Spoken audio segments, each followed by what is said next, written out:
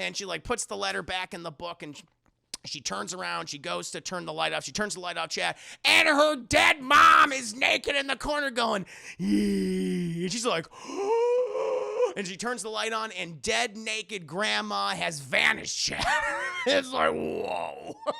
I just don't want to put any more stress on my family.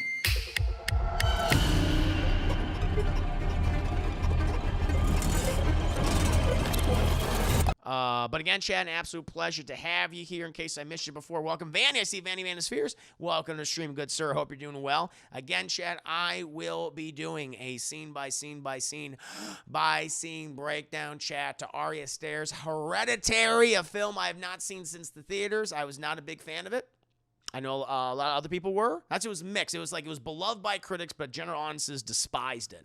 And so I was curious to see how I would feel about it after separating myself for a few years and kind of indulging in some, recent A24 horror films if I'll jive with a little bit more. And so I'm curious. I'm very curious to hear your guys' opinions. And speaking of, before I go ahead and get into the nitty-gritty details, the very specific content of my review for Hereditary, I need to ask you a very important question. That question being, how many of you have seen Hereditary? Who has seen Hereditary? Chad, very curious about that. Man looks, oh yeah, Alex Garland's Men. That's right. Yeah, he did Annihilation, and he also did Ex Machina, which I really liked Ex Machina. Annihilation I thought was fine. Emily Berger says, nope, Sierra Spot, green salutations, but you say you have. Very nice. You're extra Joe. I've seen it. Loved it. Very good. Chris Ayers, I've seen it. My only complaints are Gabriel Byrne's American accent. Alex Wolf's going, man, Alex Wolf, fucking, that's what he does in this movie. He cries. He sleeps and he cries a lot in this movie. And also he slams his head into a fucking desk. Other than that, that's about his performance. Toshiba, I have not. Reviewer says haven't seen it, but it's on my list. Ooh, we got a couple of people. This is very mixed audience today. Those who have seen it and those who have not seen it. I like that, chap. Jarvie, I seen it. As I said before, I hated the ending. The ending kind of ruined the movie for me. I wonder what part of the ending ruined it for. I'm curious about this. I rewatched it. I realized finally what was like. I mean, I kind of already knew what was going on, but I was like, oh, there was a little extra thing I didn't realize. Something about a specific character. I was like, oh, that's who that character is. Oh, shit. Like, I didn't know that after, like, finish watching the movie. Watching the second time and paying attention, like, even more. I was like, oh, that's what's going on. And so I want to know if I'm correct in thinking this, because I didn't read up if that was actually what was this had to do with this character. I'm going to see if you guys know what I'm talking about, chat. Where this says, I've seen it. Trailblazers says, I have not. Bat Boy Spielberg has an autobiographical film coming out this year. The Fablemans. About his life in Arizona growing up. Interesting. That might be fun. It's a guy, nerdy guy, growing up, wanting to make movies. That could be something possibly good. I'm always kind of hesitant when it comes to biography films, but that might make for a wholesome movie. We'll see. Actually, there's a lot that comes together when you have the full picture. Yes, true. I mean, it's like, okay, things start to fall into place. Win Fox, haven't seen it, but I have seen Midsummer. Reviewed Midsummer last week. I liked Midsummer quite a bit. I've never seen it before, and I thought that was pretty cool. A little too long. Some of the pacing was off, and I can even say that about this movie. Ari Aster likes his films long, apparently, chat. He indulges, and he made that short film, Strange Thing About the John, and said, all right, fucking throwing off that. Give me my 2+ hours now, please. Thank you very much. I mean, some of these films of his can definitely be like under like 2 hours, but that's just me, chat. That's just me. But yes, to get into it, chat, I did see this movie the year it came out. I want to say it was like, 2018? Wow, it felt longer. 2018. And I thought it was just okay. I thought Toni Collette did a very good job. I think she had a great performance. And there's another actress in this movie I also really liked. She played the character of Joan. Ann Dowd, I thought, did a pretty good job in the movie too. The rest of the cast, I just thought were so underwritten. And all their emotions are so underplayed. Like, you have Gabriel Byrne as Toni Collette's husband of Steve Graham in this film, and they give that man fucking nothing to do in this movie. I mean, he gets, like, a one thing to do, and then, like, the last act, and it's like, oh, my God, where he actually shows some emotion. I mean, he got a couple of moments where he kind of breaks down, but I feel like he's just so closed off, and the movie just completely forgets about him sometimes. Like, oh, yeah, fucking Toni Collette's married. Because this is very much Toni Collette's movie, and I would say secondary to that is probably Alex Wolff as her son. Peter. And Alex Wolff, again, I feel like even though what's happening to him is like horrifying and interesting, I just, at the same time, I feel like Ari Aster he's like, all right, Alex, the only thing you're going to be doing is you're going to be crying a lot and you're going to be sleeping a lot, okay? You're going to do one of those two things in this movie, and you're going to be smoking a lot of pot. And that's about it. That's about it in the film. And then they have the Millie Shapiro, who plays their daughter in the film, Charlie, and she goes, she does that a lot. That's her go-to move. You know, funny enough, this is actually her first movie, Millie Shapiro, Chad. And then, of course, you have Ann Dowd as the character of Joan, a support group member who befriends Toni Collette's character after suffering from some family trauma. You know, and rewatching the movie, I will say this. It made me appreciate, I came to even appreciate Toni Collette's performance even more and really appreciate the disturbing imagery more. And also, it made me realize, like, wow, these other characters just don't have anything to fucking do. I just feel like they're so ill-defined and just kind of there. However, I did like the story a lot more this time because I think I figured out what was actually happening in regards to, like, a certain character. It was like, oh, that's what that character actually is. Cool. And so I liked it. I'll say this. I liked it a little bit more than when I saw it for the first time. There's definitely some fun stuff to be had. Also, there's some pacing issues. Like you could cut out a lot of, I know that Ari Aster, sometimes he just likes the environment to speak for itself. Like, he famously said, like, you want to actually make this movie set in winter. Like, it's set in Utah, and it's in the dead of fucking summer. He liked it because of the mountains, everything. They seem so beautiful, but also ominous and things. But he wants to in the winter. But because the filming schedule is like, let's just set in the summer. And he just loves to kind of set the camera down and let the environment speak for itself. But there are times when watching this movie, it's like you can cut. You can cut here. You can cut the camera. Just someone turn it off. And he just doesn't do that. He likes to indulge a little bit too much, in my opinion. But I will say, I did like this movie more seeing it for a second time. But I still think it suffers from a number of underwritten characters and some pacing issues. In Midsummer, I guess you could. Midsummer. It makes sense. This was, I think at the time, maybe still is, A24's most successful film to date. Had a budget of about $10 million. She had a box office of $80.2 million. This did very, very well. It made 8 times its fucking production budget. Not bad. Probably made, you double the production budget for marketing. So it made around $60 million profit. Excellent. Also, fun fact, I didn't realize this. Toni Collette, she has done a number of horror films in her career, like Krampus and things, and apparently she hates horror movies, which is so weird. And I guess she said, like, the reason why she was attracted to something like Krampus and Hereditary is because, well, it was more like, in regards to Krampus, it was more of a black comedy, if you will. And she was attracted to this movie because she liked the dysfunctional family element and less so the ghost shit, as I would call it. Yeah, a lot of the possession and demons and things. I love Krampus. Ace Rock, Buddy Rock, Don't Stop. Good to see you, good sir. No, I fucking love Krampus. That's a modern holiday horror classic. That's up there with like Gremlins for me. I think that movie is so much fun. And so it's kind of weird to hear her talk about how she's like, I don't really like horror films, but certain things about these roles attracted her to the projects. And I will say, like, again, I'll be very positive about her. She does a fucking great job. The way she gets like a really good monologue. She gets like several monologues in this movie, and she kills it. She kills it each time, and she's just kind of the shining star of this film. And again, but it also shines on the fact that so many of these actors just don't really get a lot to do, which is it's disappointing. Like, I don't blame them. They're just clearly not the focus of the movie, which I wish they gave them a little bit more time. So when bad things inevitably happens to them, I would care. Like Ari Aster, he does this thing where I don't know if it's I don't know if it's intentional, where he'll set up something that's like really disturbing, and I just find it fucking hilarious. There's a scene with the father character played by Gabriel Byrne, where something bad happens to him, and it's hilarious. It is really funny. It's almost like he's just, oh God.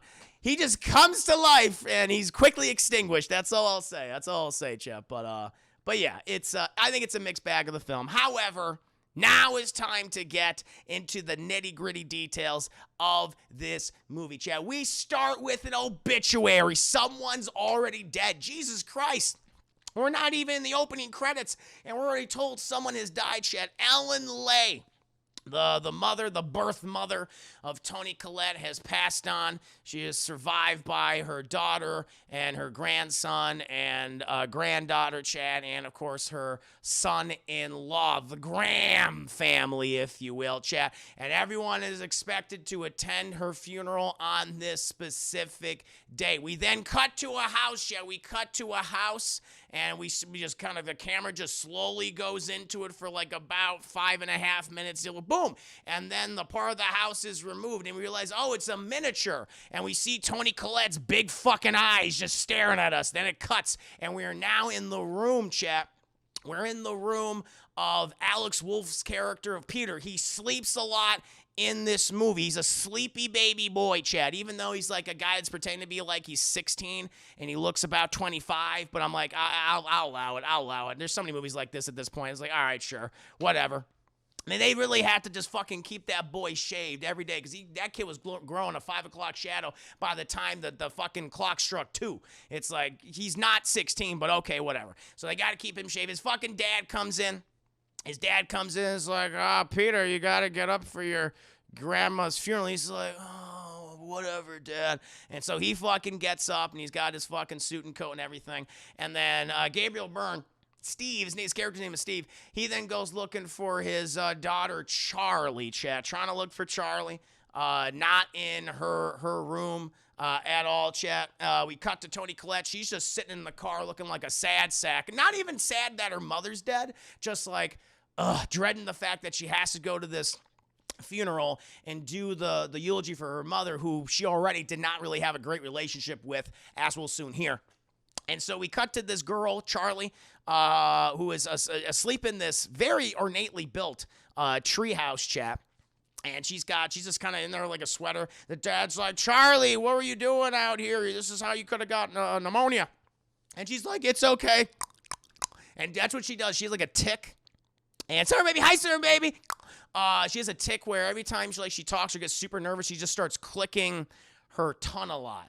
And the dad's like, you should stay inside, okay? You shouldn't come out here all the time. She's like, I like it. Grandma would take me here, and it was fun. And she goes, okay, but your grandma's dead now, so you got to come down. We're going to the funeral. And so they go to the funeral, Chad. They go to the funeral, and Mom does the eulogy, and she's like, I didn't really know my mother very well. I mean, I lived with her, and she stayed with us, basically in a hospice care for the last few years of her life. And, she was difficult and she was stubborn, and I got that stubbornness from her, so I can thank her for that. But she definitely led a difficult life, and I was a part of that difficult life. And I guess I loved her, but it was rough. And all the mourners are like, yes, of course. And then Charlie, we see Charlie. She's also an artist like her mom, and she's always sketching in her little sketchbook, Chat. And it's like little drawings and things, and she's drawing her mom being all like sad with tears, but she's not really crying or anything. It's just, it's like, it's the artist, taking initiative, you could say. Like, I'm going to add my own goddamn liberties, artistic liberties, if you will, with her mom. The dad's like, stop drawing the goddamn book, okay? We got to be sad about your dead grandma. And then we cut, and we see Charlie looking at her dead grandma, just, doing that whole thing, Wakanda forever. And then she looks to the side, and there's this creepy fucking mourner just going, just staring at her and like smiling. She's like, what the hell is that all about? Charlie doesn't understand. After that, we then cut, and they all go back home. Everyone leaves, like, I'm sorry, condolences for you and everything. And Charlie keeps fucking clicking. And then we have the mom, Toni Collette. She's working on her miniatures, because that's how she got to pay the bills. Her husband is like a retired psychiatrist, I think, or something, chat. But in order to pay the bills, she makes all these miniatures, these miniature homes and houses and things, and it's her entire life. And she's working on this huge fucking project. Like, she literally records her entire life through miniatures. And so she's even working on a miniature right now where she gave the eulogy at the church for her dead mom, chat. And we see, like, the hospital where her mom died and everything on the ventilator, like everything. This is what she does, and I guess she's famous for it, chat. And, she gets paid a lot of money because they have this beautiful-looking home in the Utah wilderness, chat, like with the fucking mountains and everything. It looks great. It looks great. After that, she's tucking everyone in for bed. She goes and sees her son, Alex Wolff. She says, "You good?" He's like, "Yeah, I'm good. I'm just going to fucking strum on my guitar and smoke pot." And she's like, "Cool." And then she goes and she checks on Charlie, who's, always sketching in her little book. And she's looking, like, really sad. She's like, "Hey, kiddo, how you doing?" She's like, "Who's going to take care of me now that grandma's gone?" And she's like, "Well, silly Billy, I'll take care of you. But when you die, who's gonna take care of me?" And she's, well, I won't die for a very long time. Yeah, but when you do die? And she's like, well, your brother will take care of you. Alex Wolff, or your dad, he'll take care of you. She's like, okay. And then she's like, like when you were, and she's just going on about, you were grandma's favorite, trying to make her feel better, saying like, oh yeah, she didn't give a shit about Peter, but you were always grandma's favorite. She's like, she said I should have been a boy. And it's like, that's a little cruel to say. And she's like, well, I remember when you were born and your grandma always wanted to hold you all the time. She just loved you. It was weird. Like, you never cried. You like never cried at all. And when you were born, you didn't cry, which was kind of weird. And she goes, I wish grandma was here. And she's like, yeah, me too. After that, chat, we then cut to Toni Collette. She's digging through her, like, mom's stuff, digging through books. She finds all these old books of family memories and these books on spiritualism and incantation. She's like, whatever, mom was a hippy dippy. That's fine. And then, she's like, I'm going to turn all the lights off. She reads this letter, too. She reads this letter from her mom, and the letters basically go, Dear Toni, I'm sorry that I wasn't always the best mother, but I tried my best, and I know you're not the best mother either. Which is like, oh, God. And I know you're trying your best with these kids. I know your daughter's all fucked up, and Peter's, he's a fucking delinquent, always smoking pot. But hey, that's motherhood for you. You're gonna screw up. She's like, fuck you, Mom. And she, like, puts the letter back in the book, and she turns around. She goes to turn the light off. She turns the light off, chat, and her dead mom is naked in the corner going, and she's like, and she turns the light on, and dead, naked grandma has vanished, chat. It's like, whoa. That was weird. And she turns the light back off, and dead grandma's not there, but that was the first spook of the movie, chat. The first spooky scene of the movie. Luke, the Bosnia Timothy's Chris, this click thing after every sentence. Like, that's what it is. That's what she does. That's what she fucking does. Oh my God. So I would hate to live anywhere surrounded by woods. It is very, it's both. I see, part of me is like, part of my brain is like, oh, it's so beautiful, be one with nature. At the same time, it's like, we could be killed. It's like, it's positive and negative. You gotta weigh it. You gotta weigh it both. And, hopefully we won't be haunted by demons or spirits or naked grandmas. The last thing we need is a naked grandma just waddling around the area, chat, boobs a flopping. I don't want to see nothing jiggling, flopping, or squiggling around. No fucking thank you. Keep naked grandma inside the goddamn house and off my fucking property. Anyway, she sees that. She sees naked grandma haunting her. She's like, all right, whatever. I'm sure it was nothing. I must just be, having the vapors, chat. She's just having the vapors, and she goes and tells her husband, who's like, oh, that was weird. Thank you for contributing. Thank you for contributing, Steve. We then cut to school. We got to see School Day with Alex Wolff and Charlie. We learned that Charlie don't do tests. Charlie, not about that test. She loves her little artwork. She loves her little drawings and things like that. She's working on this, like, little sculpture made of, like, I don't know, fucking plastic and chicken wire and pens and something like that. Like, make it some sort of effigy. I don't know. Why is it all heat? Man, that's the thing. Ari Aster loves naked old people. He loves the human form. He loves the human body. He's like, the human body's beautiful. It's like, no, it's not. Cover that shit up. I don't want to see that. But yeah, if you thought, oh, don't worry, there's a lot more naked people in this film. They don't come for a while, but you got to see naked grandma. It's setting you up for what you inevitably will have to endure later in the movie. But Charlie don't do tests. She's making little sculptures, and then the teachers are like, I don't know what to do. She's clearly disturbed. There's something off about Charlie. Then Charlie sees a fucking pair of scissors and is like, I want those scissors so bad. And then she looks out the window because a bird hit the fucking window, chat, and like dies there, and like no one notices that. And she's like, I want that bird. We then cut to Alex Wolff, who is staring at a classmate's butt who's sitting in front of him, chat. You know, you have those, like, back when you went to school. Maybe some of you are still in school right now, right?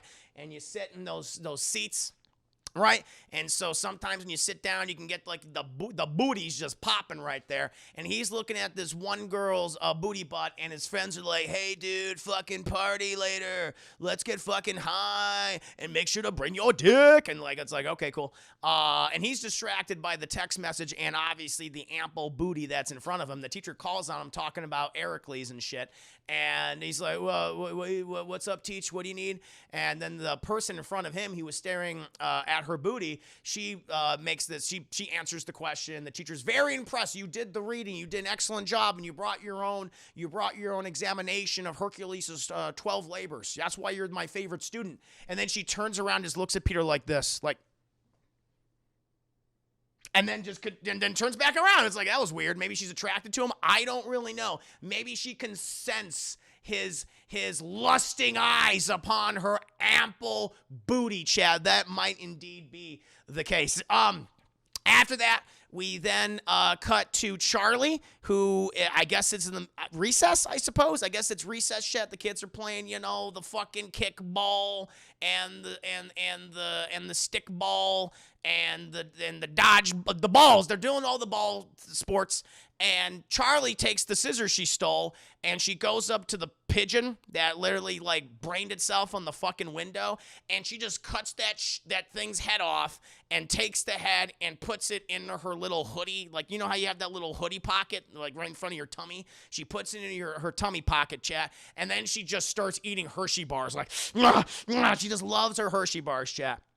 After that, after that, chat, we then go back home, and Toni Collette is like, she's been moving stuff out of her mom's room, but then she notices something she never saw before, chat. There is like this giant triangle near the bed. And it's like this giant triangle, and she's like, well, that's weird. Never saw that before. And she goes downstairs, and she tells her husband, Steve, and it's like, hey, have you been in mom's room? And he goes, nope. And she's like, oh, there's like a symbol in the room. Do you think it has anything to do with anything? He goes, nope. He's like, all right. Okay. Also, Dad gets a call as well. Apparently, chap, the grave of Ellen Lay, Toni Collette's mom, something happened to it. And he's keeping that secret from the wife, and we don't know what it is. But he's like, oh no, he's clearly upset and kind of freaked out about it. But it's like, all right, but he doesn't want to upset Toni Collette at this point. After that, the wife is like, well, I'm gonna go to the movies. She loves going to the movies, Chad, and so she goes to the movies, but she lies. She's not gonna go see, what came out in 2018, Chad, Avengers: Infinity War. Okay, she ain't seeing no Avengers, chat. No, she's going to like this grieving group counseling session. And she's never really participated in it before, and she's been thinking about going to it. She always stops herself, and then she maybe goes to like the movies. Been seeing all the Marvel movies, chat. Saw Black Panther that year too, I'm sure. And she's like, well, I gotta see Infinity War. I saw Black Panther, I gotta see Infinity War. But she skipped Infinity War tonight, chat, because she's dealing with the grief. And so she goes to the grief counseling, and it's about a dozen people, and they're about a dozen people, maybe 10, 12 or something like that. And she's sitting around, and one's talking about their thing. And then the grief counselor, he brings up, well, we do have some new faces in here. Would you like to speak? And he would you like to speak today, Toni Collette?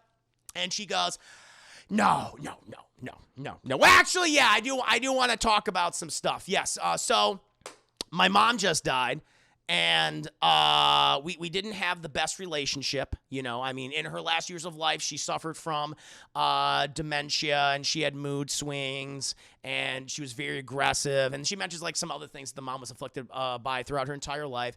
And she goes, and you know, when I was a child, a very, very young, my father left us, and I never saw him again. And my brother, he committed suicide. He hung himself, and I found him in my mom's room, and the suicide note said that he hung himself because mom, he apparently was schizophrenic. That was the diagnosis. And he would constantly say that my mom was always trying to put people inside of him, which is clearly ridiculous. And and then I've been living with my mother, and she was, you know, very aggressive when it came to rearing the children. She wanted to be involved, and I initially did not make her involved when my son Peter was born, but then I capitulated to her, and she helped raise Charlie, and she got her fucking claws into her, and now Charlie's all fucked up and weird. And so I just been dealing with that. And my husband is Steve, and he literally does nothing in the movie, and they're like, whoa. And then like, and everyone's like kind of sitting there going, I mean, like no one speaks up. And I think someone says, "Well, how are you? You know, how are you holding up? I mean, with your mother's passing, are you relieved? I mean, you know, these are kind of questions like, are you relieved that your mom's dead? Let's be fucking blunt about it." And she's like, "Yeah, I don't know how to feel. I just don't know how to feel. I just feel like there's something hanging with me that's been with me for so long, and I can't put my finger on it. And I feel like it's been with my family, and I don't know what to do. It's just this feeling, this sense, this essence, and I just can't pin it down, if you will." After that, Alex, he gets a call about the fucking party, dude. Fucking bring your weed, bring your dick. And he's like, "I will bring both of those things. Thank you very much." But he goes to ask his mom because he's got to borrow the car. Because he can't take the car out without asking. And he's like, "Hey mom, listen, there's like a party tonight. Can I take one of the cars? You know, because they're rich." And she's like, "Party? Are you going to be drinking?" He's like, "Mom, it's Utah. It's literally a dry state. You know how difficult it is to get alcohol? I won't really." And I believed him. I don't think he would have been drinking. He would have been smoking the shit out of some fucking pot. There's no doubt about that. But he's like, "Mom, I won't be drinking." He's like, "Well, you got to take your sister. You got to take Charlie." And he's like, "Does she even want to go?" Because I don't think Charlie is the partying type, chat. I doubt it. Stephanie, good to see you. I hope you're doing very well. Welcome, reviewing Hereditary. And he's like, "Well, does she want to go?" And he's like, "Well, do you want to ask her?" He's like, I will ask her. I will ask her." And he's like, "You know what? No, you're going to take her. Where is she?" He's like, I didn't know. I haven't seen her in the next couple hours. And then we cut to Charlie, who is in her room, and she's playing around with the fucking pigeon head. And she's like making her little claymation plastic man sculpture, chat, and putting the fucking pigeon head on top. Then she starts she seems to like hear something. Right? And she can clicking and shit. And then she gets out and she goes outside, you know, and she wanders past the treehouse. And it looks like someone's watching her inside the treehouse. Yeah, like someone's like watching her. Like someone's like watching her. And then she goes over this, like they have a very large property, but she goes over this kind of hill, and there is a naked woman.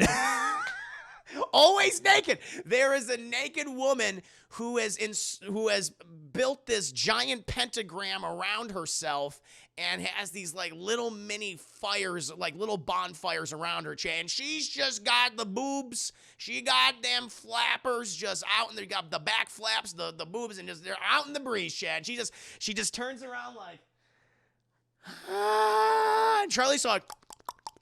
And then Tony Collette's like, why are you outside? You shouldn't be outside. Well, Tony Collette fucking freaks out. It's like, it's cold out. It's like, it's fucking Utah. I doubt it's that cold. And she's like, "And you're barefoot. What are you doing?" And you know, Charlie's like, "It's fine." And he's like, "Get inside." She's like, grabs her. And she's like, "No, I'm looking for Grandma." And she's like, "Grandma's dead." And she's like, "Whoa, okay." And then gets her inside. And he's like, I can't believe you're acting ridiculous, okay? If you're gonna go outside, first of all, tell me, and be sure to put fucking shoes on, you dummy. She calls her daughter a stupid idiot. Calls her daughter a fucking stupid idiot. I'm like, wow. Then Alex Wolff shows up. He's like, hey, everybody, how you doing? And he's like, you're gonna go with your brother to a party. She's like, no, it's fine, I don't want to. And he's like, no, you're gonna go. You're gonna hang out with other kids. It's what you should do. Girl your age, because she's like 13 and stuff. I remember Charlie being like a lot younger, and she's like 13 or 14 in the movie, and I was like, oh wow. I was like, okay, shit. And she's like, no, I don't want to go. She's like, no, you're going. You're taking her, right? You're going. And he's like, yeah, I'm happy. Charlie, do you want to come with me to the party? You want to go? She goes, I don't know. And she's like, you're gonna take her. He's like, all right. And so. After that, they drive to the party. They drive to the party, and they go inside, and it's all kind of opposite their house, where it's all kind of old looking and things. Very kind of like 1950s, like kind of like that. This one is super fucking modern, very postmodern, chat. Very angular, a lot of just giant fucking white gray walls and stuff, weird fucking art everywhere. Got some of that hippity hop music playing, wicka wicka wicka, witcha woo, all that shit. A lot of hippity hop, a lot of bops and beeps and boops. And Charlie's like, I don't know what to do. And she just kind of wanders around looking at people. And then Alex Wolff, Peter, he spots the girl with the big booty he was looking at before, Chad, and he goes over and talks to her, then talks to her about this stuff. Luke the Boss, thank you for the 10 biddies, Chris. In a way, this film overall plot is Paranormal Activity's overarching plot, but without the shaky cam. Well, that's good to know. And he goes over to the girl, and he's like, hey, sup, how you doing? She's like, I'm okay. So you came to the party? He goes, yeah, I was told to bring my pot and my my pot. Have you seen I got really good pot. Do you want to smoke it? And she's like, hell yeah, let's fucking go up to my room. We can get acquainted. He's like, cool, that sounds great. But then Charlie comes over, and Charlie's like, I'm coming with you. And he's like, no, Charlie, just hang out with people. And she goes, no, I don't know anyone. And he's like, fuck, Jesus, okay. Well, listen, look, they're serving chocolate cake over there. Go have some chocolate cake. Just be sure not to eat nuts. Because we learn in the movie that Charlie has a severe fucking nut allergy. I've known people in my life that have these type of allergies, and it could fucking kill them. They could start suffocating, Chad. Like, you can't have any types of nuts, peanuts, walnuts, macadamia. Forget about it. You can't have peanut oil, none of that shit. Or you'll just go, oh, and then, oh, Chad, as soon as fucking Alex Wolff says that, what do we see? We see this girl. I have never seen so many walnuts in a scene before. It's like, well, first of all, why are you fucking chopping nuts at like a party? Like a shit ton of walnuts.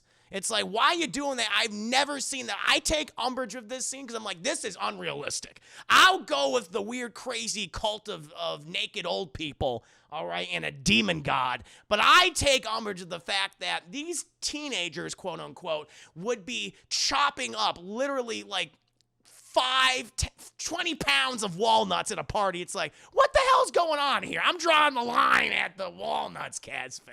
But like, uh-oh, that ain't good. And so, Charlie, she's just like, I like chocolate cake. And she starts stuffing her face with chocolate cake, and then it's like,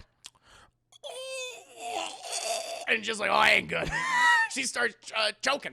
I guess there was walnuts in the cake, or it also just could have been all the fucking walnuts.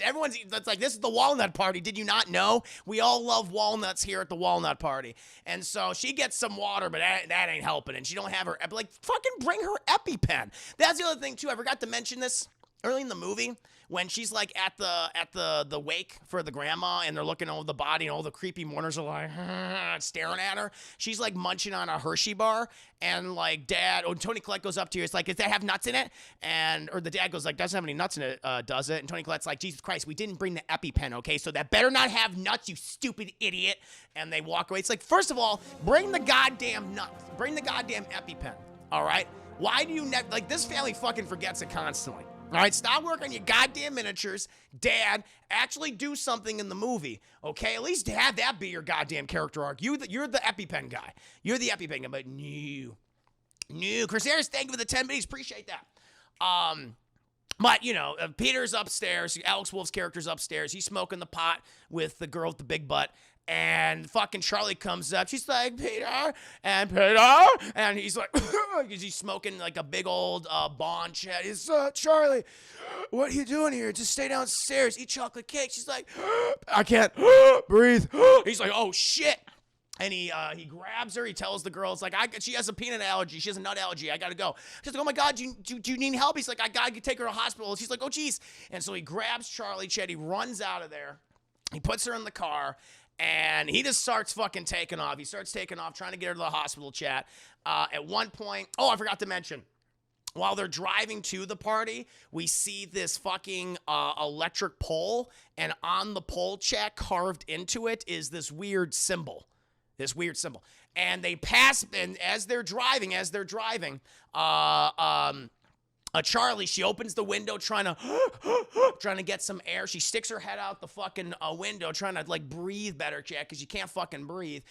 Peter, as he's driving really fast, got lights on, but there's a dead animal like directly, there's this big fucking dumb deer that probably got hit by a car earlier, but it's right in the goddamn road, Chad. And he's like, shit! And he swerves, Chad, but he fucking swerves to the right, which is close to the pole of the symbol. And then when he tries to swerve around the fucking deer, Charlie, she gives her last click check, and her fucking boom, her head hits that pole so goddamn hard, her head comes clean off, chat. And then there's like this spray of blood and gore as like her neck stump it's like chat, if you know those outside hoses, those watering hoses, chat, and you hold down the hose and just let the pressure build and build and build and build, and he unleashes it. That was pretty much what Charlie's head stump was doing, her neck stump, chat. That's what's happening, and her head just and Alex Wolff, he stops the car, and he's like, 'cause he's covered in his sister's gore, just all of her meat. And he's just kind of sitting there, just like he doesn't know what to do. He doesn't know what to do, and he just drives home. He drives home with his sister's dead body in the car. He puts the car outside, and he goes to bed. He just walks up to bed. And he just stays up there, and then it's the morning, and then we always see from Peter's perspective. He's just kind of laying. He sleeps a lot in this movie. He's just kind of in bed. He's probably hasn't slept a wink because he feels so guilty about being responsible for his sister's death. And or was he? And we hear the parents, they're like getting ready for breakfast and ready for their days, and they're asking how the kids are. Like, let them sleep in. It's the weekend anyway. It's a Saturday. And then the mom goes outside. We hear Toni Collette, and we hear, oh my God! Ah! Because she finds. We don't even see her seeing her daughter. Her fucking corpse check. All right. We see all that shit. And we see Toni Collette in the room, I think either in her own room or her mom's room, and the husband's just trying to console her, Chad, as she's just in this like ultimate fucking grief. Chris Ayers, thank you so much for gifting us up to Stephanie. That was so kind of you. We then cut to Charlie's severed head lying on the road, chat, completely covered, and she's all like, because it hit her jaw, and so her jaw's like been twisted this way. She's like, and like all these ants are like eating her, and then we stay on this shot for like 2 fucking minutes, and it's like, all right, I get it, she's dead. We then cut to the funeral, chat. And Toni Collette's just grieving, just fucking grieving and crying, everything. They lower a little body in this little aquamarine casket. Like, really gonna give her aquamarine? Not like a better color? Like, aquamarine. She loved that color. It's like, all right, whatever. And thank you. Ooh, thanks for baby. Thank you so much. Oh, it's better that we didn't see that. That's true. No, I mean, we saw the neck stump. We did see that fucking neck stump. There's no doubt about that. But after that wonderful scene, we then cut to the home. Everyone's kind of doing their own thing. Fucking Alex Wolff. What does he love, Chet? Smoking pot and sleeping. He's sleeping more now than ever. But the dad then goes into Charlie's room, and he gets to her little sketchbook, and he's like, it's actually a nice scene where it's very quiet, and he's going to the book, seeing all her little sketches until he gets to the next page, and there's nothing on it, and there'll never be anything on it. And he's like, oh, and he starts crying and shit. Toni Collette then starts sleeping in the treehouse where, Charlie always used to sleep, chat. And she just stays up there. And there's no sexy times between her and Steve, the husband, anymore. Alex is also Alex Wolf's character of Peter. He's like super sad now, and like nothing makes him happy. Chat, not staring at big booty butts in front of him, not smoking pot with his friends. There's this one point where he's smoking pot with his friends. He's got this 1,000-yard fucking stare, and like all of a sudden he starts like choking, like his throat starts burning and closing up, and he's like having a reaction to this. He's like, it's like something's wrong. He's like, well, dude, it's just like some pot, dude. So, what's going on? It's almost like he's having an allergic reaction, chat. After that, we then cut to Toni Collette, and she is still undecided about whether to go back to the meeting, the grief counseling meeting with the group. And she goes there, but then she turns around. She's about to leave. But then this woman kind of stands out in front of the car and just kind of waves her down, going, I'm so sorry. I just want to talk to you for a moment. And Tony's like, I'm sorry. She's like, I must have seemed like a crazy lady just standing in front of your car like that. I remember you from before, from a couple of months ago, because I guess she hasn't been in these meetings for like several months or something. And the lady introduces herself. He's like, my name's Joan. And I just wanted to, well, first of all, we miss you. We hope you can stop by soon. But how have things been? How have things been going? And she said, what do you mean? What do you mean? It's like, oh, I'm sorry. In regards to your mother, I know you lost your mother a couple months ago.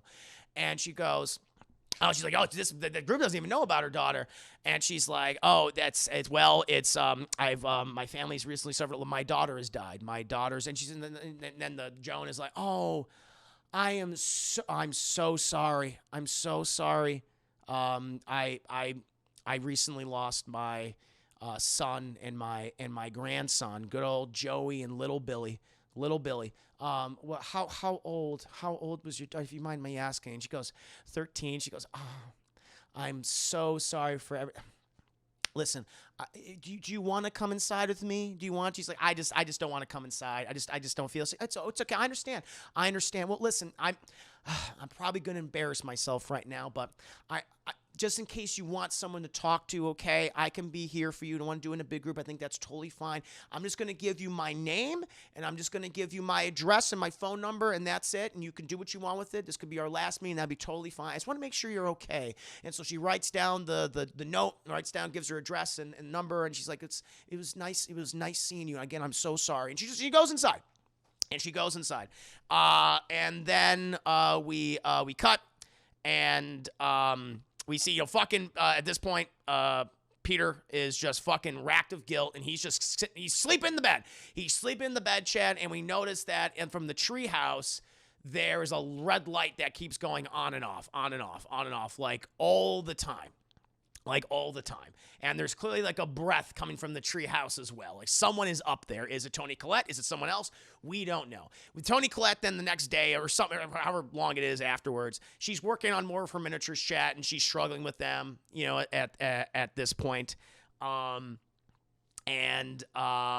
She spills some paint. Like she gets frustrated and she spills some paint, and she's like cleaning up, and she notices the note that she left on her work desk, and she picks up the note, and it's Joan. She's like, you know what? I'm gonna go over to Joan. That's what I'm gonna do. I'm gonna go over to Joan. I'm gonna visit her. And I just need someone to talk to. That's not her not bothering talking to her husband, like, whatever. She needs an outside thing. She's not talking to Peter at all. And so she goes to She then goes to Joan's apartment, chat, and she notices like this very ornate embroidered welcome mat that has Joan on it with all these symbols. He's like, oh, that's interesting. And she opens she knocks, and Joan's like, oh, Tony, it's so good to have you. Please come inside. Thank you. And she's like, I made some tea and I have some cookies here. Help yourself. I always giving it out at the meetings and my neighbors. I just can't help it. I love baking. I love cooking. But please sit down. And they sit down. And then, Toni Collette just starts, she pretty much goes over like the thing was her mom and Charlie.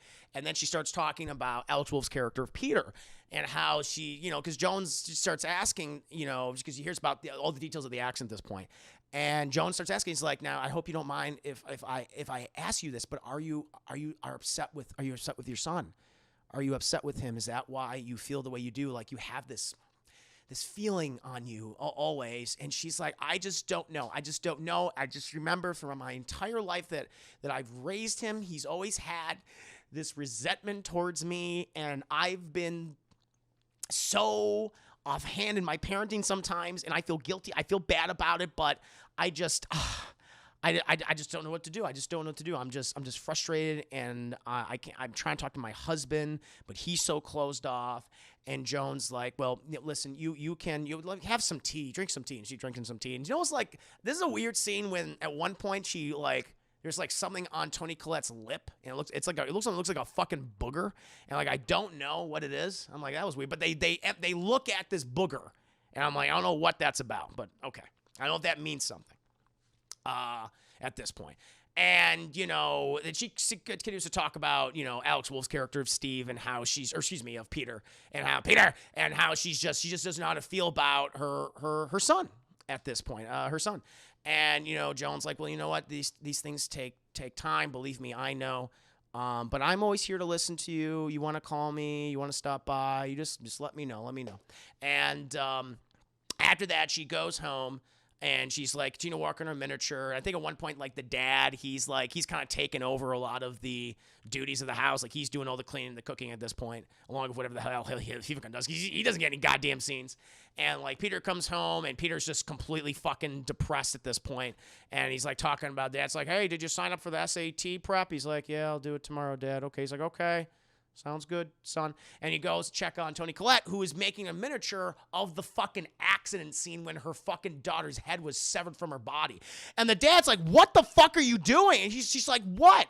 He's like, what if Peter sees this? What if Peter sees that? She's like, it's first of all, you know that for the client I've been doing, or for the, you know, the exhibition, I'm taking scenes from my life. How can I not take this scene from my life? It's the death of our daughter. He's like, but listen, he's like, and he just does it. He's just flabbergasted. He's like, dinner's ready. Come downstairs. She's like, I'll make dinner. And he's like, no, I made dinner. Okay. If you want to come down, come down. You want to stay up here and work on this shit. All right. Do whatever you want to do. Hush, hush, hush, hush, hush, hush. And so they all go downstairs, and we get the most awkward fucking dinner scene ever, chat. It's really bad, where they try to do small talk, and Alex Wolff finally just kind of confronts his you know, because at one point when they're talking, Alex Wolff looks at his mother, and Toni Collette's like, did you just fucking sneer at me? You just sneer at me? And he's like, no. And she's like, okay, fine, whatever. And the husband's trying to calm her down, and he's like, no, Mom, tell me what you want. Tell me what you want to say. Tell me what you want to say. And she loses it. I just want someone in this family to take responsibility for once in their goddamn lives. My dickless husband, my son who murdered his sister. And she just loses it. Just for fucking once, someone to do something. Why do I always have to be the person? I always have to be the person. I had to take care of my mom. I had to do all this shit. I had to endure all of her fucking abuse. And now I'm here right now, and she's dead, and all of you resent me. And it's like, whoa. It's like, wow. And the dad's like, okay, that's enough. That's enough. I'm gonna put my foot down. It's not my foot, it's my hand, but think of this as the foot. Shut up, Dad. And then she just leaves. She just fucking leaves. And she can't forgive her son. He can't move on. He just fucking starts crying. Alex Wolff just starts crying when the mom finally leaves. After that, Toni Collette is grocery shopping, and she's outside, and she's putting bags in her car. And then she sees Joan across the way. Joan's in the parking lot. She's putting groceries in. She goes, oh, Joan, oh, hi. And Joan's like, oh, Toni, oh, come here. And she's like, oh, she's laughing, having a great time. And she's like, oh, how are you? And she's like, oh, I'm so sorry. I probably sound ridiculous.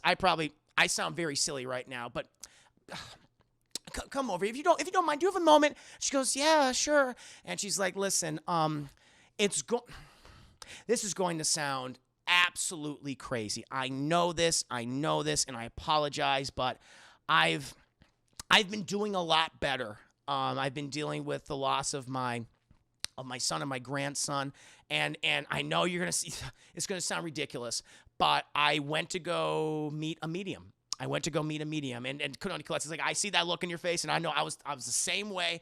I was told about this person, and saying that they would help me communicate with my son, and help communicate with my grandson. And we performed this seance, and I know it sounds ridiculous.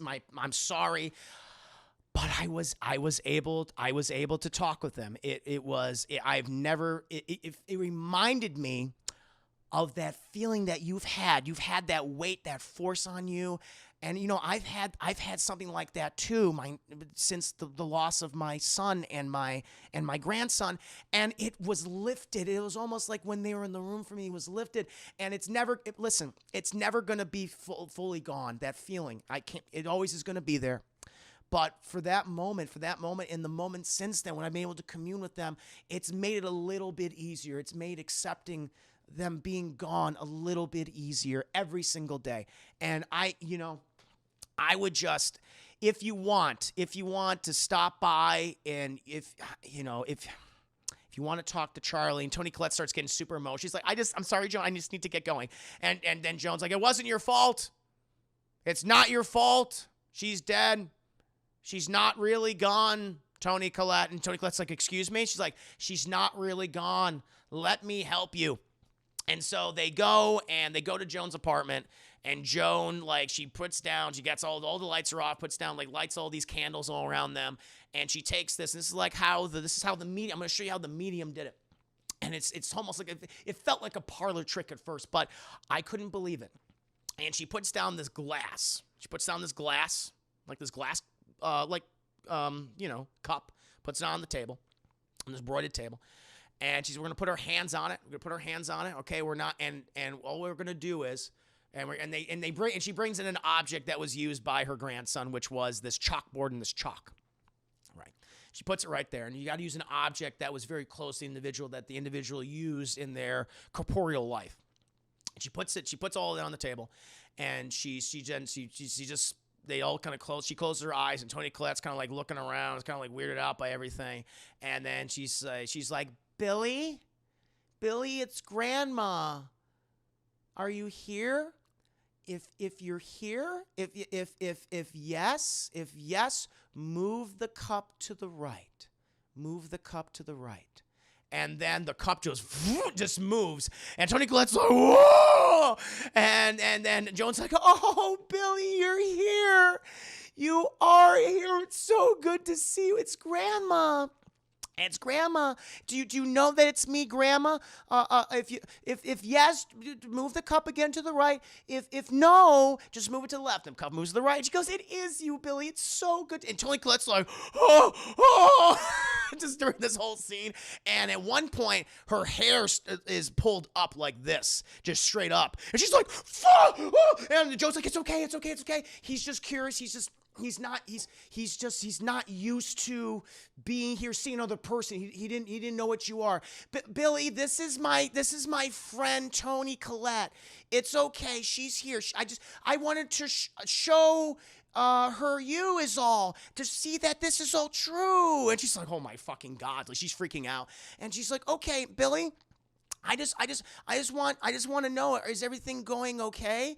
And it's like, I'm gonna give you some chalk. I brought your favorite chalkboard. When we used to do math, and we used to do spelling on here when you were little. Remember when you were a baby? You were always such a really good speller, and you were always good at math. So if you want to write, that'd be great. And she puts the chalk on the chalkboard, and the chalk's slowly shed. It's great. It's a practical effect too. They use a magnet inside the chalk for how they did the scene, which is pretty interesting. But he basically goes, ILOVEU. He writes the letter U, chat, offhand. It says, I love you. And he does, comma, Grandma. And, Toni Collette's like, oh. And Joan's like, oh, I love you too, Billy. I love you so much. It's so good to have you here. You make me feel so good, Billy. And fucking Toni Collette's like, I gotta get the fuck out of here. I gotta go. And she like, and Joan's like, what are you doing? What are you doing? And she turns the lights on, and she's like, I'm sorry, I just can't handle this. I can't handle this. I need to leave.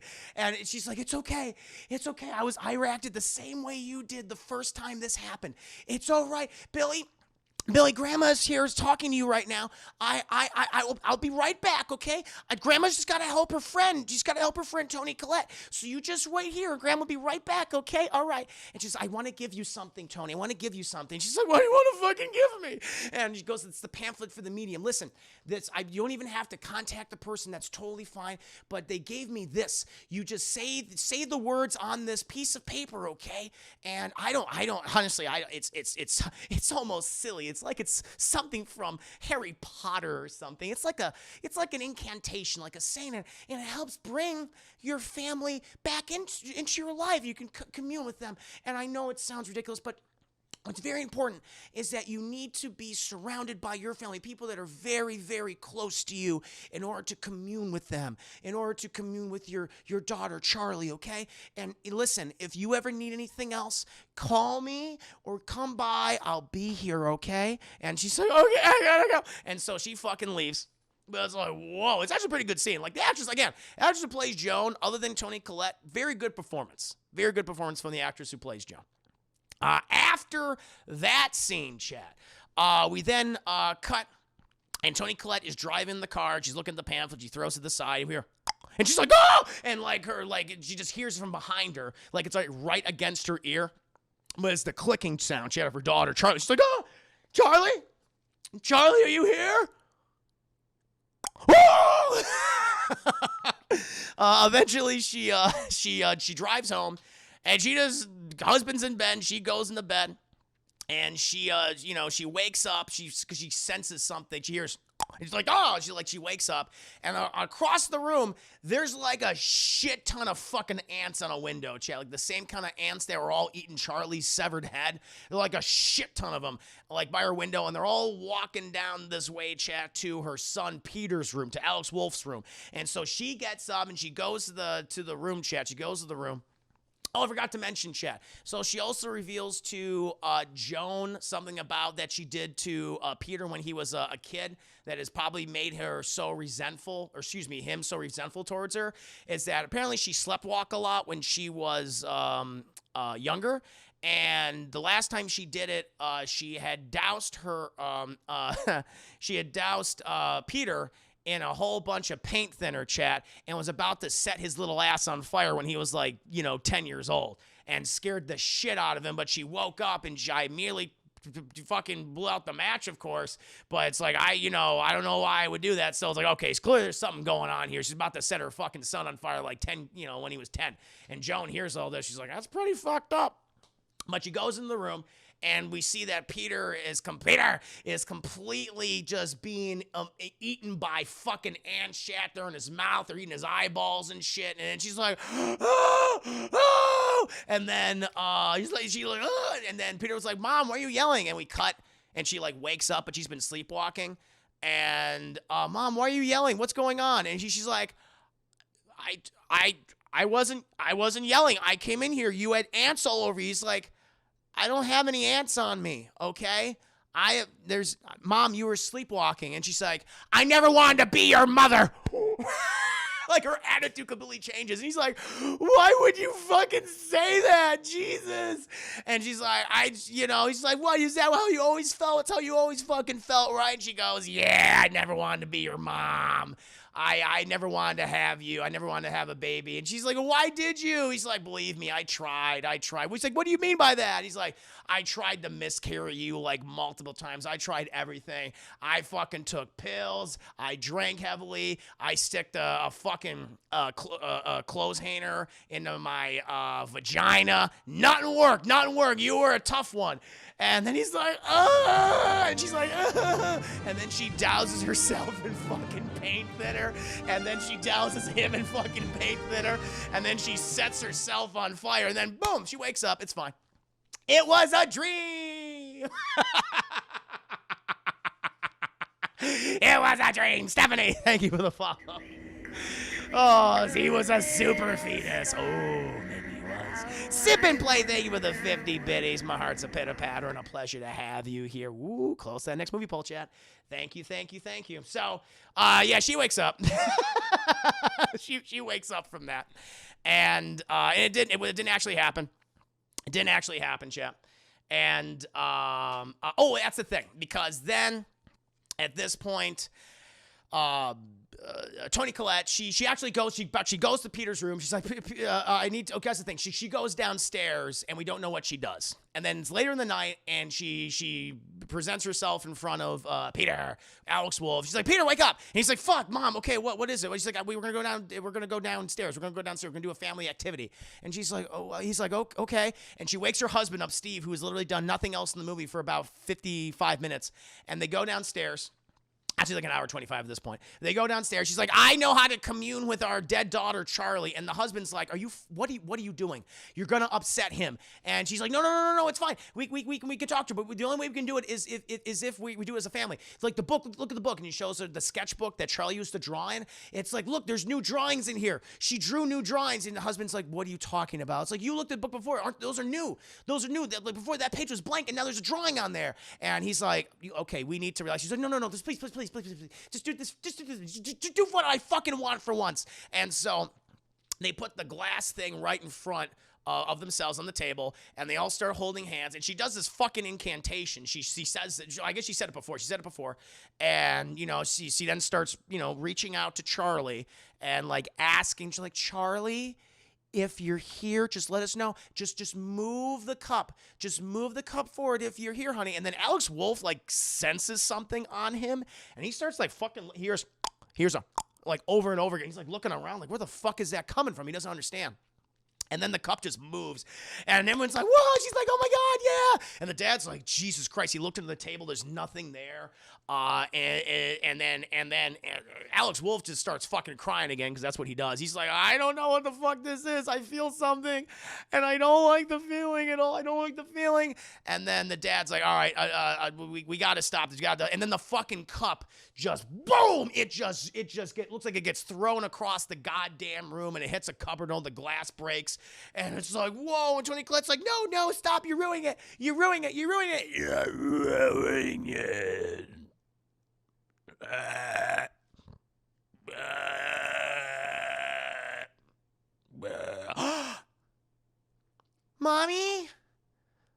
Mommy, are you here? And it's the daughter. The daughter has somehow possessed, Charlie has somehow possessed Toni Collette. And she's like, Mommy, where are you? I'm scared. Where is everybody? And then Alex Wolff's like, ah. And Dad's like, stop doing that. And he gets like this glass of water and he fucking throws it at Toni Collette. Toni Collette's like, why'd you hit me with water? The fuck? And he's like, you were talking like Charlie, and look at him. Then fucking Alex Wolff literally goes, ah, cries into his dad's shoulder. And Toni Collette's like, oh shit, I'm okay, I'm sorry. And then after this, we then just cut to Alex Wolff constantly fucking being haunted by his dead sister. He constantly hears clicks and shit. Like he's just sitting by himself. He just hears something weird. He's like, when he looks around, like there seems to be this force always around him, making the air like look like it's breathing or something, like it's always in front of him. He's just trying to figure it out. We then go back to Toni Collette, who's working on her miniatures, and she just freaks the fuck out and destroys all of the miniatures. Chad, she keeps being called by her clients and stuff and the exhibitions. And she's like, fuck, I don't care anymore. She destroys all that shit. We then cut, like, this is just a montage of scenes. We then cut to Charlie's room where the book is something's drawing inside the book at one point. Like, that's the thing, yeah. That's because after she destroys all her miniatures, she walks up and she sees Charlie's room, and clearly something's sitting in the bed. We don't know what it is, but it's drawing the pictures that Charlie always used to draw and stuff. And Toni Collette's like, yes. After that, we then go to I guess it's later that evening, and Peter, what do you get? He's either sleeping or he's crying. Chad, this time he's sleeping. He's sleeping in his bed. He goes, he wakes up, and his fucking sister's just in the corner like. And he's like, whoa! and then his head gets grabbed by something, and it looks like something's like trying to rip his fucking head off, chat. It's like, what the hell is going on? It's just crazy. After that, because Toni Collette's in the room, she's like, what are you screaming? What are you screaming for? I was just, you were trying to rip my head off, Mom. She's like, no, I wasn't. No, I wasn't. And then after that, she then goes to the her mom's room. She's going through the books. She moves all these boxes into her office, and she starts going through all these books and things. And as she's like scrolling through them, and like, oh yeah, it's the next. That's what happens. It's the next morning, and Peter goes to school, and Toni Collette's like watching the shadows. After that, she starts going through. Oh, that's the thing, because she wants to contact Joan. That's the thing. That's what happens next. So she's like, I gotta go and contact Joan again because something weird's fucking happening to my family. I don't understand it. We're getting this weird feelings, and my son he can't sleep anymore. And so she goes back to Joan. She tries calling her. Joan doesn't answer. Goes back to her apartment, chat, knocking on the door, no answer. But we go inside of her apartment, and all of her apartment is now covered in weird satanic ritual shit. And right in the middle of this giant fucking pentagram, like the symbol, the triangle symbol, is a picture of Peter. We see Peter in there. It's like, whoa, okay. After that, we then see that Peter is in lunch. He's like outside, and he just he's exhausted. He's hallucinating now. And he's sitting there, and then he looks up, and we see Joan across the street saying, open your body, Peter. Open your body to her. And he's like, oh. And like, Joan wants Peter out of his body, chat. Like, you can leave now, Peter. You can leave forever. And he's like, okay. After that, we cut back to Toni Collette, and she starts looking through all her mom's books. And she finds all these books on, like, it's all in these weird fucking languages and shit. And it's like spiritualism. And then it's like these things about these ancient demons and everything. And then she finds she finds two other books. One book is about this creature called Paimon, Shads, this demon called Paimon that was worshipped for thousands and thousands of years and has a religion around it or whatever. And she's like, that's fucking weird. And then she finds all these pictures, she never looked at these books before. All these books, all these photo albums of her mom, like jerking off to Paimon, of all of her weird cult friends and shit. And then we start to see pictures of Joan. She's like, wait a minute, that person looks like Joan. And she starts scrolling through the book, and apparently, chat, her mom and Joan were like fucking BFFs when it came to like fucking Satan, or in this case, Paimon. She's like, oh my God. And she's losing her goddamn mind. And so Joan's connected to all this devil shit. We then cut to Peter, who is walking to class, and he's just there, and he's just sitting in the class shed, not looking at text, not staring at a girl's booty butt. He's just like, and everything just feels numb around him. And then all of a sudden, he starts going, and then his hand like gets up in the air like this, like he's almost asking a question. And the teacher's like, yes, Peter, yes, Alex Wolf. But he's like all like contorted and shit. And everyone's like, whoa, dude, are you okay? Is everything okay? He's like, no! And boom, he starts slamming his fucking face into the desk, chap. Breaks his goddamn nose, loses some fucking teeth, and the class is like, whoa, the class just starts fucking freaking out by this, and they're like all standing back from it. He knocks himself out at this point.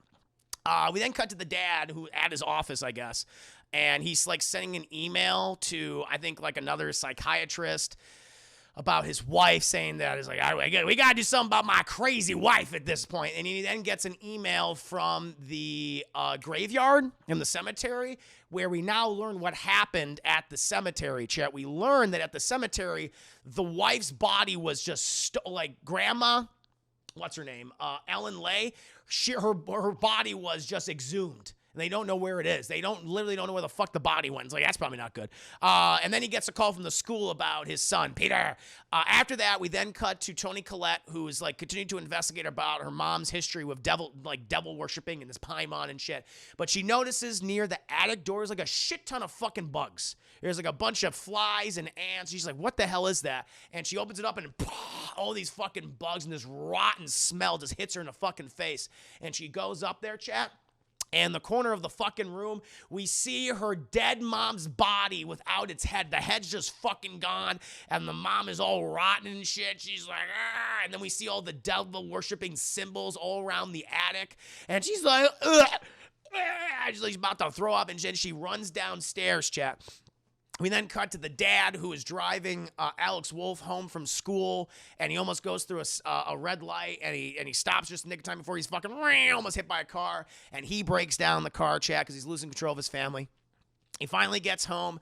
Toni Collette's like in the fucking driveway going, ah! And, you know, she wants to tell us, like, I got something to tell you. And he's like, our fucking son. And she's like, what happened to him? And he's like, he had like some type of seizure or something. The school doesn't know. The doctors don't know. But he was slamming his face in the desk and his nose is broken. Let's get him inside. And so they put him to bed. Of course, Jay, he's either, what does fucking Alex Wolff do in this movie? He's either sleeping or he's fucking crying, Chad, okay? And so right now, he's sleeping for right now. But then Toni Collette, I forgot one other scene too. One point, Toni Collette, I think during all this, she tries to burn her daughter's book, her little sketchbook, and she throws it in the fire, but it also sets her arm on fire. She's like, oh shit! And I guess somehow it's like, okay, if you destroy this now, you'll just also destroy yourself, so don't do that. And so she gets the book out and she gets it like the fire off of it. And in her mind, she's like, oh, I can't destroy it because I'm the one that summoned her. It has to be someone else now, whatever. But then she starts telling her husband about all this crazy shit. It's like, my fucking dead mom is up there. He's like, what are you talking about? What the hell are you talking about? She's like, she's up there, okay? Believe me. He's like, oh, I'll go check for myself. And so he goes up there, chat, and he sees he's like, oh, oh my God, oh my Lord, it was you exhumed your mother's body. She's like, no, I didn't. He's like, yes, all those times you said you were going to the movies, you didn't go see Black Panther and Avengers Infinity War. Tell me what happened at the end of Avengers. She's like, I don't know. I didn't see it. You're a liar. It's you. You need psychiatric help. You should be in an asylum. She's like, no, it's this thing. It's this woman, Joan. She was in my mom's books. They knew each other, but she didn't tell me that she knew my mom.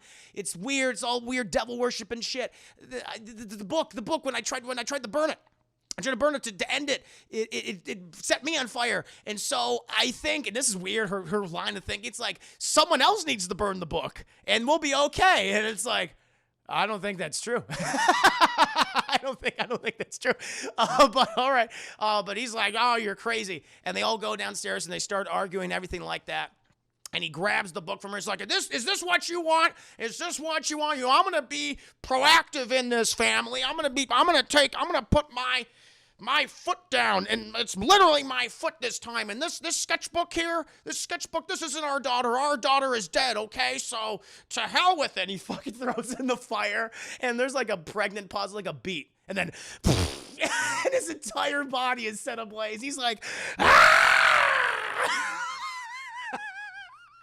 Ah! He's like running around the room. It's the funniest goddamn scene in the film. It's hilarious. He's just fucking stumbling in the shit. And Toni Collette's like, oh, and then boom. And then all of a sudden her expression changes. We then, when Gabriel Byrne gets burned, yes, he does. He does indeed. We then cut to, and then we get to, honestly, chat, the creepiest scene in the movie. We get to the creepiest scene in the movie. And it's, we see Alex Wolff, we see Peter, he's in bed. And he wakes up, he startles himself awake, and he's like, he feels his nose, he feels like it's broken. And he gets up, and it's a wide shot. And it's very, I will give it to Ari Aster, this is very creepy imagery. It's handled very, very well. But we see in the corner directly behind him, Toni Collette's just up there going, and so she's just there. And how they play up the lighting, like it kind of like ebbs and flows, and she's not in focus, but she's there. And she's like doing her fucking Spider-Man thing. Just in the corner, like up above in the corner of the room, just looking at him down like that. And again, we just keep it on Alex Wolff, but she's there in out of focus in the background. And it's very creepy. And he looks at the window outside, and we see that the treehouse is all lit up. Like there's somebody in there. And he looks at the reflection, and ever so slight reflection of Toni Collette's there, but it's not in clear focus. But he's like, what the fuck? And he slowly turns around, and then Toni Collette just quietly walks on the wall and out of the room. And it's done very well. And then he gets out of bed, and he just starts like walking around the house, and he knows something's off. Something's like real fucking off. And he starts closing doors upstairs, and he walks downstairs. He senses something. He walks downstairs. And where he notices his fucking father's charred body. He goes up to his father's charred body, stares at it. He knows it's his dad because he sees the wedding ring on his hand. It's all like, it's all gross and shit. And we see Toni Collette has now positioned herself directly behind him in another corner of the room, just going and shit.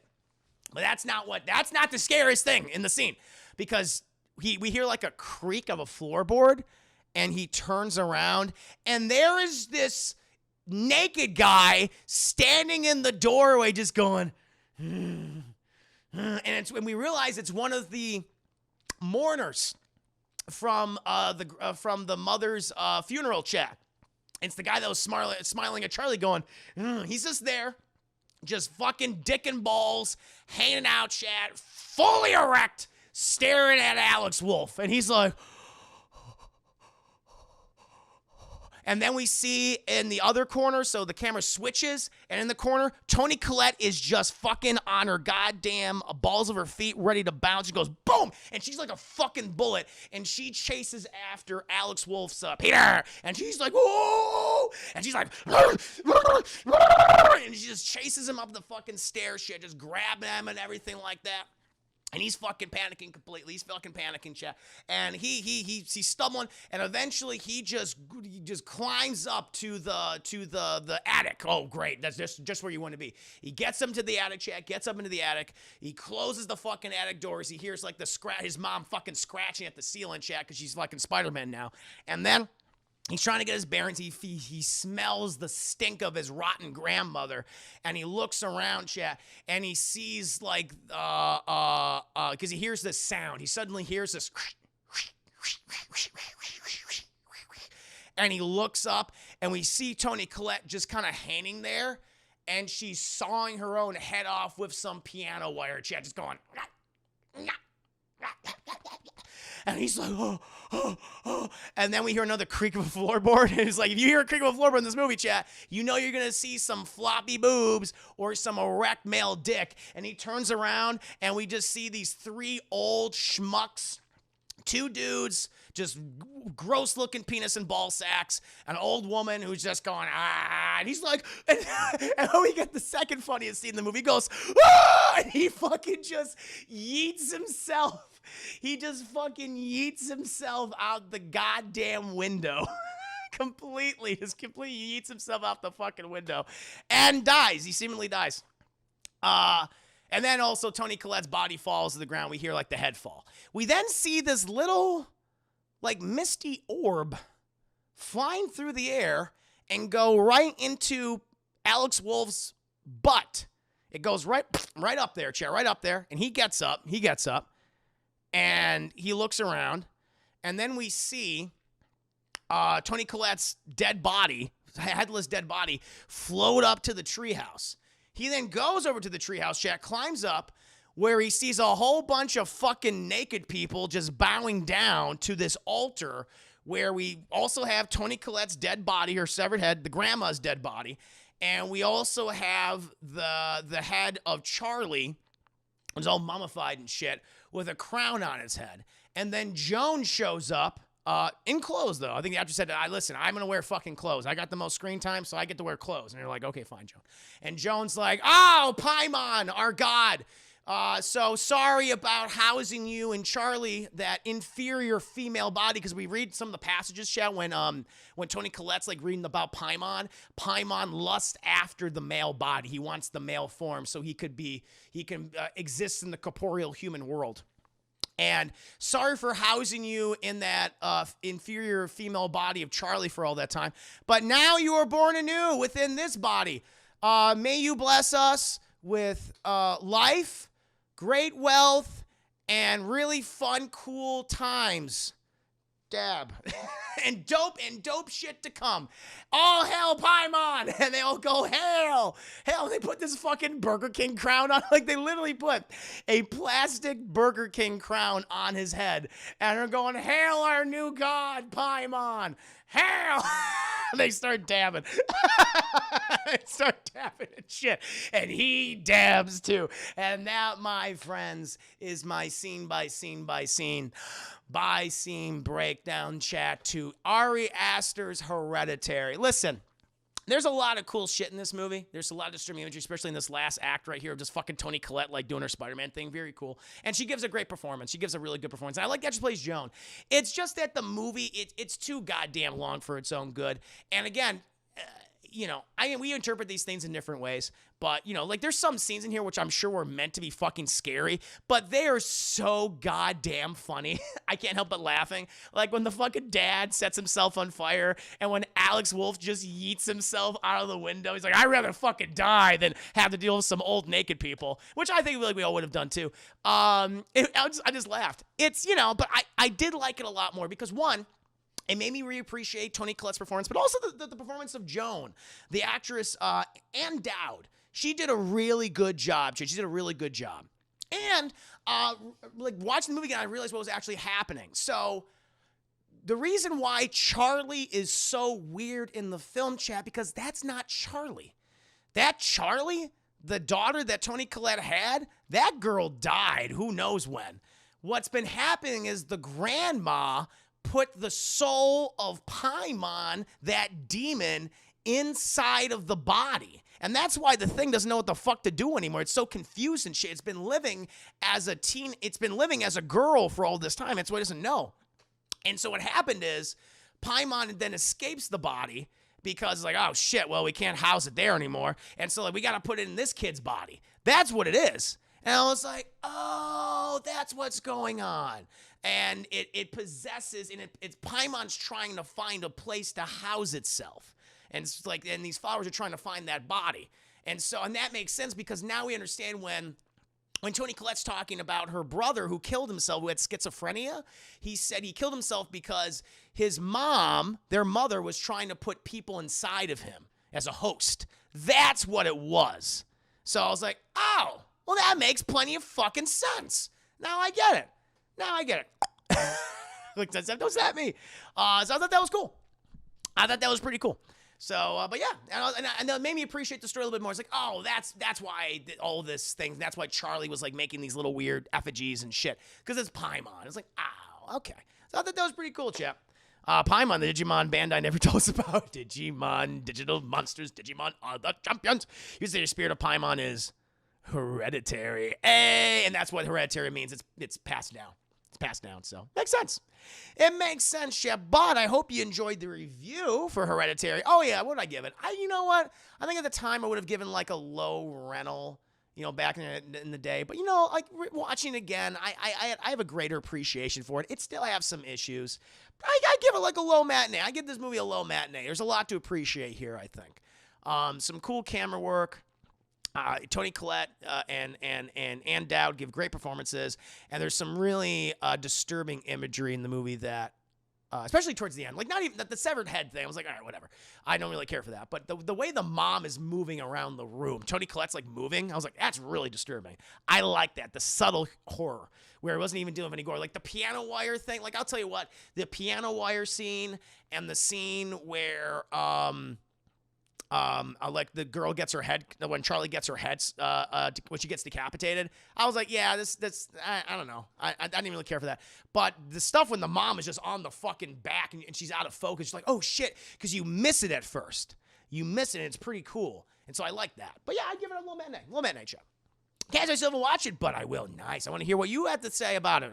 Hear what you have to think. Naya Brownie, good to see you. I didn't see the head splat coming. Yeah, same. I was like, whoa. When it happened, I was like, shit. No, the first time I saw the movie, it's like, duh. It takes you back. It's brutal. It's fucking brutal. Do you think it's better than The Exorcist? See, the thing is, like, I'm not a big fan of The Exorcist either. I'm not really into these kind of, like, supernatural exorcism possession movies. So, I don't know. I haven't seen Exorcism in a long time. I've checked it out. The stuff I respect about the film, and certainly its place in history and what it did for horror. It did, actually just, despite my, like, all right, my whatever feelings towards it, there's some cool imagery, and it did a lot for horror. It, it helped legitimize it more in the eyes of, just the media, certainly critics as well, who always tend to, those froofy critics always gone about, I only like dramas and historical epics. But yeah, I liked it a lot more. It's it is very much an anti-sex movie. All right, guys, I got to get going. I'll probably be back, but I can't make any promises. Peace out, everyone. Mr. F7, good afternoon. Thank you, and chat. Always a pleasure. Y'all the shit. Baby GTG, have a great evening. Thank you for stopping by the stream. Appreciate you. Mr. Anderson. Was my guy the scariest part for you? He was creepy. I was like, well, it was kind of in between, because at first it's like, it's always terrifying to see just a weird, just like naked white man with his dick just throbbing, in a doorway, and when it's complete nighttime. That is a horrifying scenario. I don't want to see that, chat.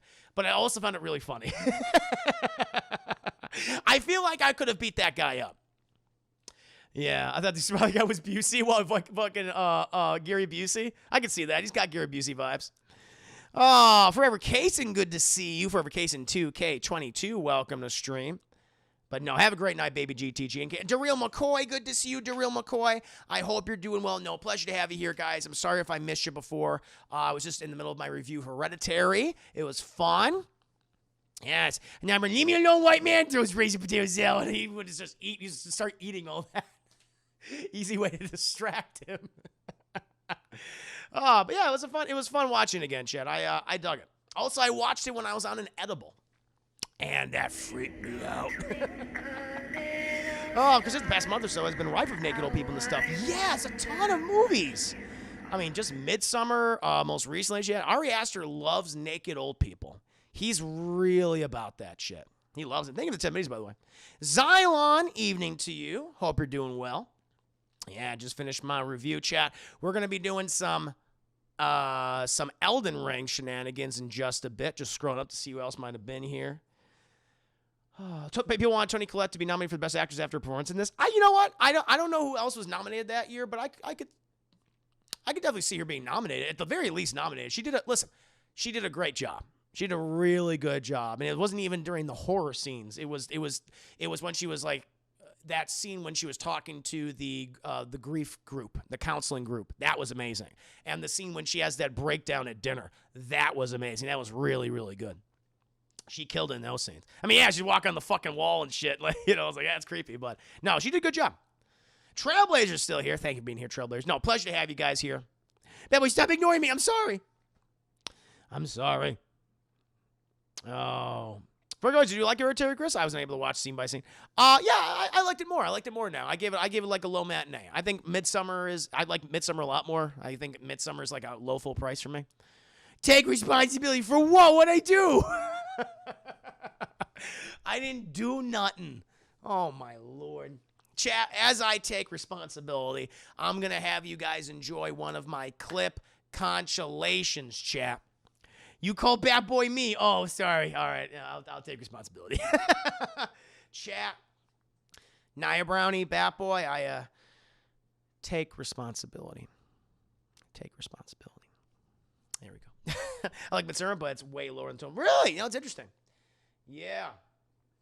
Yeah, I'm curious if people who loved Hereditary, if they weren't the biggest fans of Midsummer. I don't know. I just found Sweden more terrifying. Oh my God. Hey, Chris, what is your opinion on snails? Snails with shells? Shells of snails? Snails with shells? They're cute. They can be cute. We don't believe you. No, I meant it. Oh my God. Oh, you haven't seen any. Oh, gotcha. I understand. Yes. Community 9, did you ever watch Frankenweenie? Yes. Yeah, the Tim Burton movie? Yeah. I thought it was fine. I've seen the short. I've seen the original short, and I've seen the movie. I like both. I think they're both entertaining. Yeah. They're not my favorite animated films or shorts, but I was like, oh, they're cute. They're cute. But now, my friends, I'm going to take a quick break. And all right, Chris, I'm going to dream about your pretty hair. Good night. Oh, thank you. Yes, thank you. It is coiffed. And it's all shimmering and shiny, Chad. I took a nice shower before the stream today. And it feels really good. Nice and fluffy. Chris Herman has himself in canceled weenie. No. All the cancellations come back to haunt me. Oh, chat. But, guys, please do entertain yourselves, mug yourselves. I'm going to go get myself a drink. I need after that review, believe me.